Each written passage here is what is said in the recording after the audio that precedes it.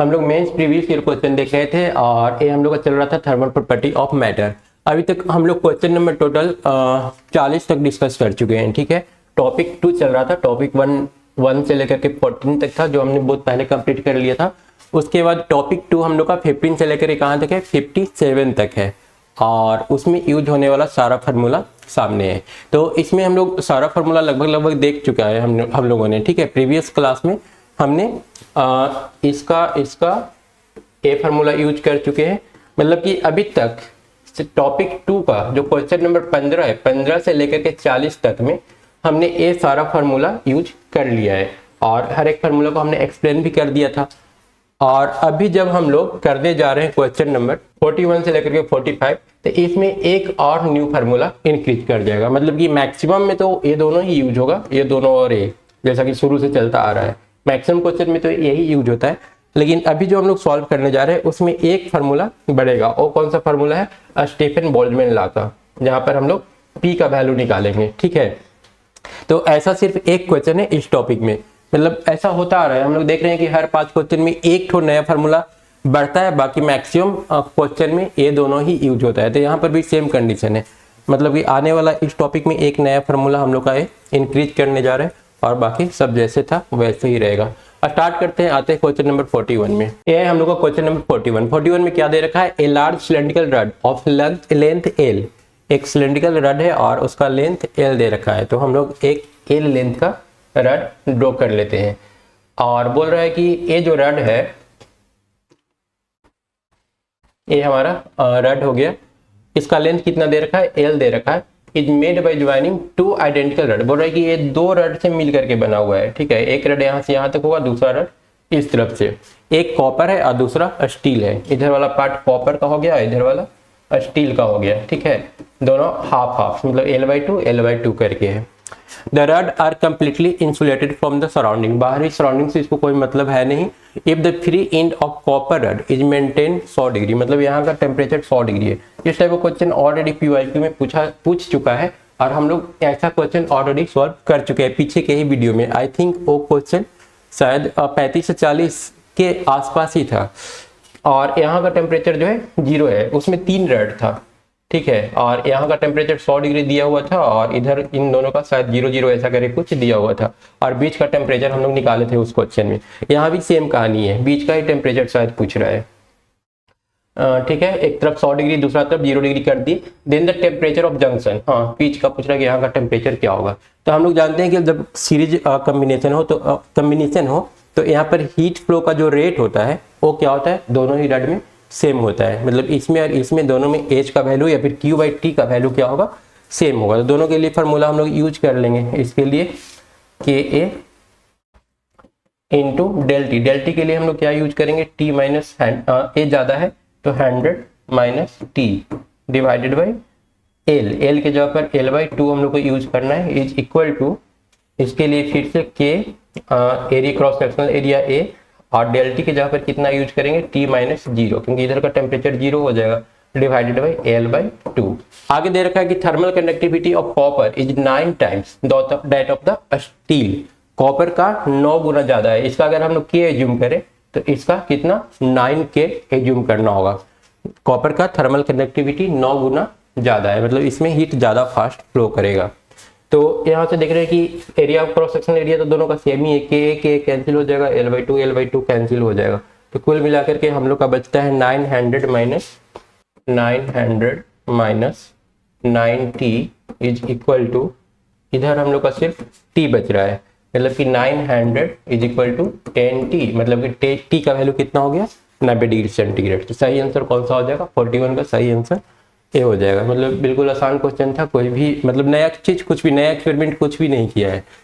उसके बाद चलते हैं नेक्स्ट क्वेश्चन नंबर 42 में। 42 में अभी जो हम लोग फार्मूला पर है उसका यूटिलाइजेशन यहाँ पर होने वाला है। ठीक है, the heat radiated per unit area in 1 hour. अच्छा, यहाँ पर जो हीट रेडिएशन है ना, पर सेकेंड दे करके रखा है। ठीक है ना, ये जो हीट रेडिएट हो रहा है 1 सेकेंड में होने वाला हीट है।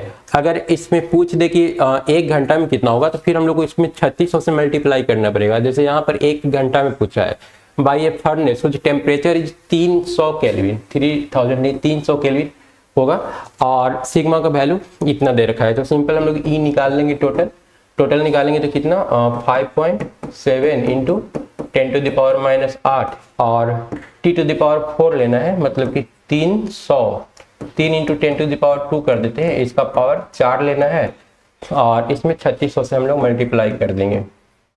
3600 से क्यों मल्टीप्लाई करें, क्योंकि टोटल 1 घंटा में कितना हीट रेडिएट होगा वो हम लोग को निकालना है। तो ये हो जाएगा 5.7 इंटू 81 हो जाएगा, और ये 10⁻⁸ 10⁸ इंटू यहाँ पर फिर 3600, कुल मिलाकर के ये आ गया 5.7 इंटू 81 इंटू 3600, और इसको हम लोग सॉल्व कर लेंगे। ये हमारा ऑप्शन आई थिंक मैच करने वाला है नहीं, जीरो वाला छोड़ देंगे तो मैच कर जाएगा, जीरो वाला नहीं मैच कर रहा है, इसका मतलब कि फिर यहाँ पर 3000 ही होगा। 3000 करेंगे तो ये पावर कितना हो जाएगा 3, फिर 3 इंटू 4 यहाँ पर कितना होगा 12 हुआ, तो एक्स्ट्रा 10⁴ से हम लोग को मल्टीप्लाई, क्योंकि 12 में से 8 क्या 4, ये फिर यूज करना पड़ेगा। अब एक बार देख लेते हैं इन तीनों को मल्टीप्लाई करके आ क्या रहा है। ये आ रहा है 16,621 इंटू 10⁴ और 2 6, और इसको अगर 1.66 करें तो ये हो जाएगा 10⁻, क्योंकि 0.4 डिजिट हम लोग पीछे लेकर के आए हैं तो ये 10 के पावर 10 हो जाएगा। इसको हम लोग अप्रॉक्स लिख सकते हैं 1.7 इंटू 10⁻10। तो मतलब सही आंसर कौन सा हो रहा है, ए इसका सही आंसर हो जाएगा। मतलब यहाँ पर फिर हम लोग को 3000 ही लेना है। तो ये भी फार्मूला बेस्ड सिंपल सीधा सा क्वेश्चन था, 2012 का पूछा हुआ। उसके बाद चलते हैं नेक्स्ट क्वेश्चन नंबर 43 में। 43 में बोल रहा है 100 gram of water is heated from 30 to 50। 100 ग्राम मतलब कि एम का वैल्यू 100 दे दिया, डेल्टी का वैल्यू कितना हो गया 30 20 50। इग्नोरिंग द स्लाइट एक्सटेंशन मतलब ये एक्सपैंड नहीं कर रहा है, ठीक है, एक्सपेंशन को इग्नोर करने के लिए बोला है। तो इस केस में हम लोग का वर्क डन जो होता है ना वो 0 होता है, ठीक है। आगे the change in its internal energy, change in internal energy क्या होगा, इस टाइप की क्वेश्चन हम लोग सॉल्व कर चुके हैं, पहले पूछ चुका है। एक्चुअली इसको थर्मोडायनेमिक्स में ही देना चाहिए था। हम लोग पहले थे कि जब हम लोग क्यू सप्लाई करते हैं ना, हीट जब सप्लाई करते हैं, फर्स्ट लॉ ऑफ थर्मोडायनेमिक्स में है, तो वो क्या करता है मटेरियल के इंटरनल एनर्जी को बढ़ाता है और साथ में कुछ काम भी होता है। तो हम लोग को बस इंटरनल एनर्जी निकालने के लिए बोला है, क्योंकि वर्क डन तो यहाँ पर 0 है, तो जो क्यू का वैल्यू आएगा वही हम लोग का चेंज इन इंटरनल एनर्जी हो जाएगा। क्यू बराबर हम लोग एम एस का वैल्यू, अच्छा यहाँ पर ऐसा यूनिट में है तो इसको भी 1000 से डिवाइड करके किलोग्राम में कन्वर्ट कर लेते हैं, और ये हो जाएगा 4184 और इंटू टेम्परेचर डिफरेंस कितना है 20। तो ये आ गया 10 और यहाँ से कैंसिल होकर के 2, तो 8 और 36 8 मतलब 8368। इसको किलो में कन्वर्ट करेंगे तो कितना हो जाएगा, 8.368 मतलब 8.4 अप्रॉक्स इतना किलो जूल हो जाएगा। तो हम लोग का सही आंसर क्या है 43 का सही आंसर ये हो जाएगा। उसके बाद चलते हैं नेक्स्ट क्वेश्चन नंबर 44 में। मतलब अब ऐसा हो गया है कि सारा क्वेश्चन रिपीटेड दिख रहा है, मतलब होता वही है, अगर 10 साल भी अगर ढंग से सॉल्व कर लिया जाए तो आगे का क्वेश्चन रिपीटेड मिलना शुरू हो जाता है। आगे क्वेश्चन नंबर 44 में दे रखा है the specific heat capacity of a metal at low temperature is इतना। स्पेसिफिक हीट कैपेसिटी दे दिया, मतलब कि कहीं ना कहीं हम लोग M S into del T use करने वाले हैं, ठीक है, M S into D T use करेंगे, क्योंकि यहाँ पर टी वैरी कर रहा है तो हम लोग इंटीग्रेशन कर लेते हैं M S into D T, और यहाँ पर फॉर्मूला दे रखा है क्यू बराबर M C into D T. हम लोग का जो स्पेसिफिक हीट एस से जो रिप्रेजेंट कर रहे थे, यहाँ से सी, यहाँ पर सी से रिप्रेजेंट किया हुआ है। ये 100 ग्राम वेसल 100 ग्राम को किलोग्राम में कन्वर्ट कर लेंगे तो 1/10 हो जाएगा। तो 1/10 एम को बाहर निकाल लिए, सी के जगह पर लेना है हम लोग को 32 इंटू T/400 और इसका पावर 3 है dt। इस तरह से हम लोग को इंटीग्रेट करना होगा। और ये T कहाँ से कहाँ तक जा रहा है 4 kelvin, is cooled from 20 kelvin to 4 kelvin. एक ठंडा हो रहा है 20 केल्विन से 4 केल्विन तक। The amount of work required to cool the vessel, तो बोल रहा है टोटल कितना वर्क का रिक्वायर्ड होगा, तो वर्क जितना वर्क होगा उतना ही टोटल जो हीट जनरेट होगा वही वर्क डन के बराबर होगा।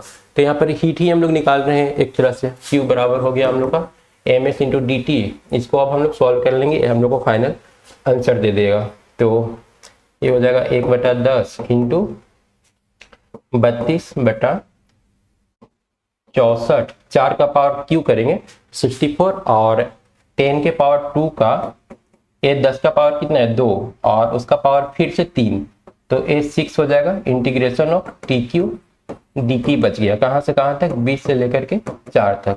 अब इसको हम लोग सॉल्व कर लेंगे तो 32/64, 32/64 इंटू 10 टू द पावर कितना हो जाएगा 7, और इंटू टी के पावर 4/4, और ये कहाँ से कहाँ तक इंटीग्रेट करेंगे 20 से लेकर के 4 तक।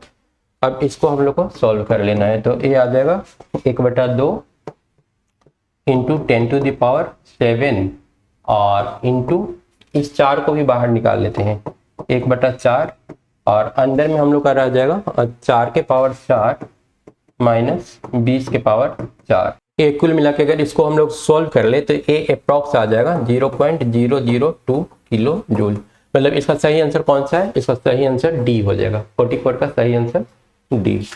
उसके बाद चलते हैं नेक्स्ट क्वेश्चन, क्वेश्चन नंबर 45 में।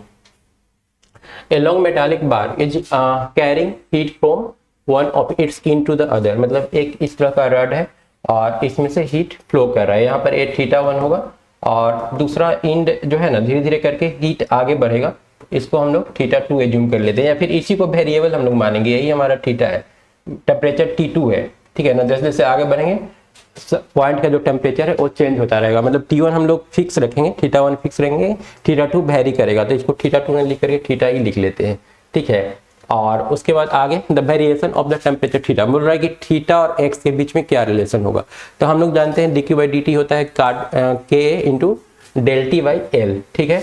अब इसको रीअरेंज कर लेंगे तो थीटा इज इक्वल टू आ जाएगा θ1 माइनस इतना, मतलब इसी θ2 को हम लोग यहाँ पर क्या लिख रहे हैं, थीटा लिख रहे हैं। तो यहाँ पर देख रहे हैं कि थीटा और एक्स में क्या है, डायरेक्ट रिलेशन है, theta directly proportional minus negative of x.